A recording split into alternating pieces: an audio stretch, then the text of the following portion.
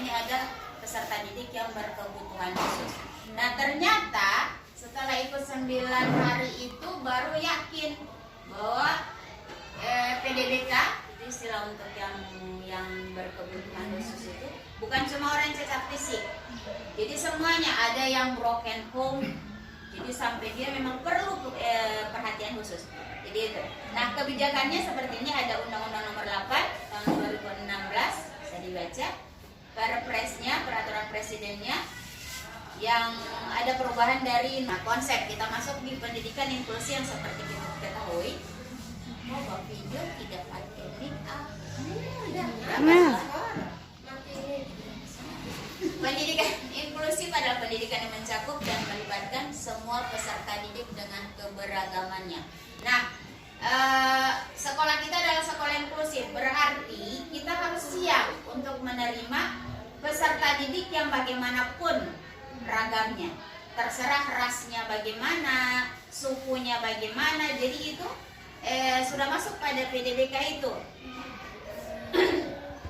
Tidak ada, dan tujuan dari pendidikan inklusi maupun sekolah inklusi itu meminimalkan hambatan-hambatan yang dimiliki oleh peserta didik. Jadi tidak difokuskan pada orang yang khusus atau yang spesifik saja. Jadi dalam sekolah inklusi itu semuanya ada macam-macamnya. Ada yang tipikal atau yang reguler atau yang normal, ada juga yang berkebutuhan khusus. Awal dari inklusi itu dari segregasi dulu. Segregasi itu pendidikan yang melalui pembelajaran khusus. Jadi semuanya khusus, dikelompokkan. Orang yang cacat dikelompokkan.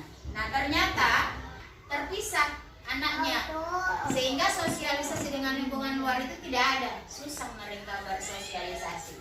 Makanya dianjurkan untuk diinklusikan.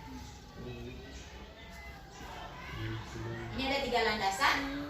Landasan filosofis yang berdasarkan Bhinneka Tunggal Ika, mempersatukan semua keberagaman. Yang kedua landasan yuridis, ada undang-undang dan peraturan pemerintah. Dan ada landasan empiris, beberapa ahli. Jadi itu yang memperkuat pendidikan inklusif.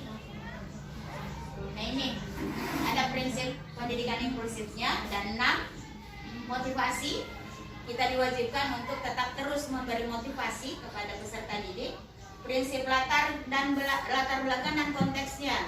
Kita pahami latar belakang dari kehidupan anak dan bagaimana lingkungannya. Yang ketiga hubungan sosial. Dan seterusnya. Nanti materinya saya share.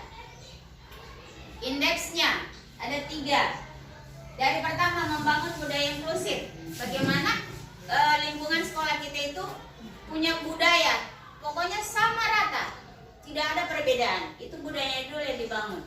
Bagaimana kita guru menciptakan itu. Yang kedua, sehingga bisa menghasilkan kebijakan. Nah, kebijakan sekolah bisa membuat suatu kebijakan sampai bisa bekerja sama dengan dinas atau pihak terkait untuk melakukan atau membuat suatu peraturan atau kebijakan untuk itu. Dan terakhir, mengembangkan praktik inklusif. Praktiknya pada proses belajar mengajar. Bagaimana dia cara mengajar. Yang berikut, mekanisme penerimaan PDBK. Nah, sebenarnya kalau mau ada penerimaan PDBK atau peserta didik berkebutuhan khusus itu pada awal tahun ajaran, ada macam-macamnya. Yang pertama, ada dari orang tua dulu. Ini dari orang tua dulu menuju ke rumah sakit, memeriksakan anaknya, memperoleh hasil, terus ke dinas yang kasih surat ke sekolah untuk terima. Ada mekanisme kedua,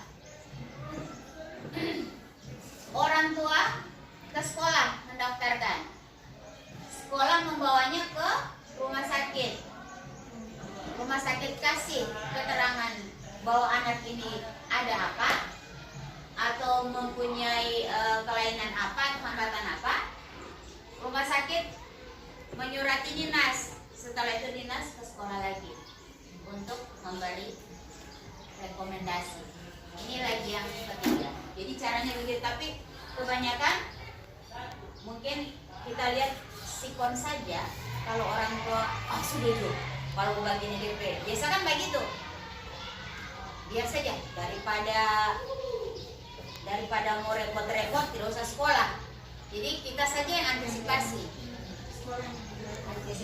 untuk bagaimana caranya ini anak bisa sekolah.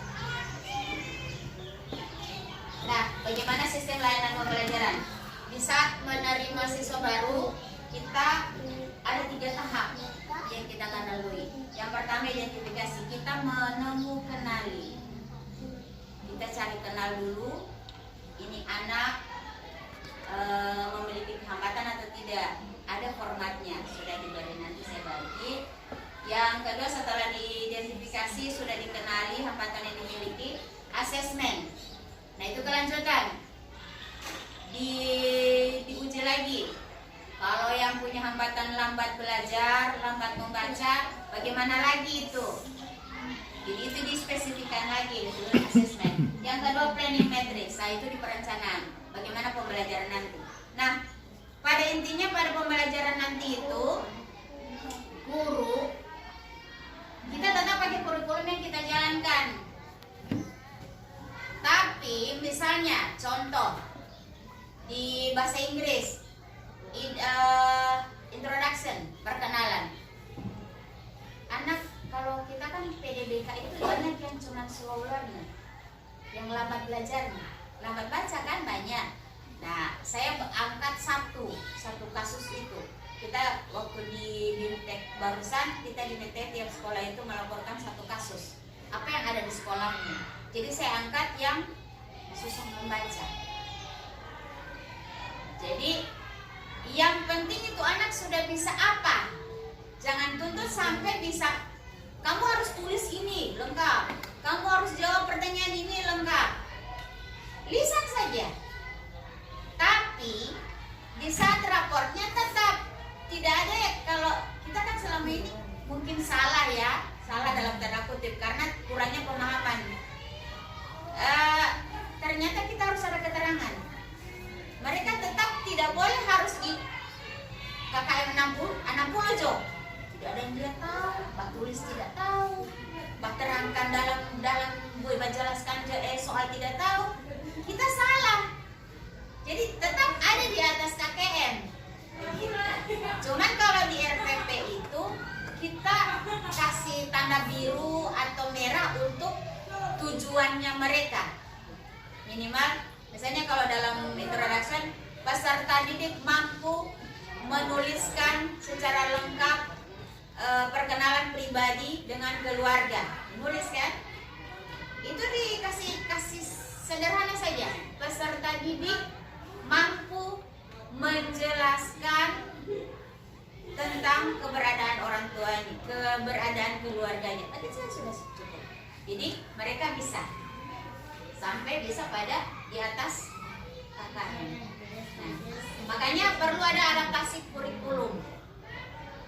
Kurikulum di sekolah ini bisa kita jalankan. Kalau model adaptasi kurikulum yang duplikasi, kita tetap menjalankan kurikulum yang ada, duplikatnya untuk mereka yang PDBK. Jadi tetap sama kurikulumnya. Kalau modifikasi kita modif, kita rubah kurikulumnya, kita sesuaikan dengan PDBK. Substitusi kita mengganti kurikulum. Jadi itu tergantung sekolah. Dan terakhir omisi. Kalau misalnya mau lihat ke sana, ini susah sekali, tidak bisa jalan, hilangkan saja kalau omisi lah. Jadi kita diberi kewenangan untuk memilih kurikulum apa yang akan kita jalankan. Ini materi susah sekali seorangku.